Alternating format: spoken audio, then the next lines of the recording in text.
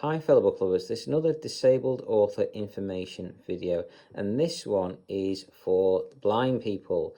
So if you're blind and want to do writing, you want to become an author, there are quite a few of us out there apparently from what I've heard. I've heard several interviews on the BBC of blind people being authors and stuff like that. So I have never been on the BBC myself, but I think if they offered me, I'd go on it. I'll see why not. Anyway, I get round the whole being blind thing because of screen readers. That's my saviour. I use Apple screen readers mainly, and they are brilliant for being blind. Windows use JAWS and Supernova mainly. They are very expensive pieces of software, and you need a pretty expensive laptop to cover the cost and so you can get one that's powerful enough to run that kind of demanding software. So it's going to be very expensive. So I would suggest, if you're blind and you want to do writing and that like that, then go down the Apple technology options, because they are so much better to use. In my opinion, I've done both, and I think Apple wins on that one. You might disagree, fair enough. If you do, you do, but in my opinion, Apple wins. And also, I struggle to type, and typing on an iPhone or an iPad, even if you get the touch type setting to work. So if you do the I've forgotten what it's called, the compass thing. If you swivel that round to the typing, you can switch it on to touch typing, and that way, every time you lift your finger up off the screen, it selects whatever you are on. So if you leave it on the standard, you have to press it and then double tap to select when you're using voiceover screen readers. If you put the touch type on, every time you release your finger, it'll select it, so that will speed you up dramatically on that. So that's a useful thing that I found but you'll still be slow. So I would honestly suggest using dictation. Now, the built-in Apple dictation is fantastic, very, very good, but it's better for doing single words and short sentences. It's not good for doing big multi-paragraph text. You need something like Dragon Anywhere for that one.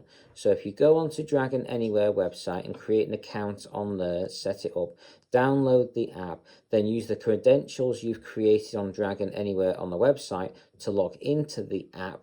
Don't do it all from the app. I tried it that way. It did not work well with my screen reader, and it didn't work basically, so don't bother. Try, like I say, go into the website, create your credentials in there, and do it that way first. Then download the app and put in your username and password that way.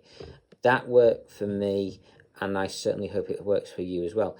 The Dragon Anywhere is a fantastic piece of software. I think it is still getting better, and it allows, I believe you can go and say a word to it and get it and type it in, and it will remember that word for future reference. You know, if you get one that you're talking away and using constantly, and it's always doing the wrong word again and again and again.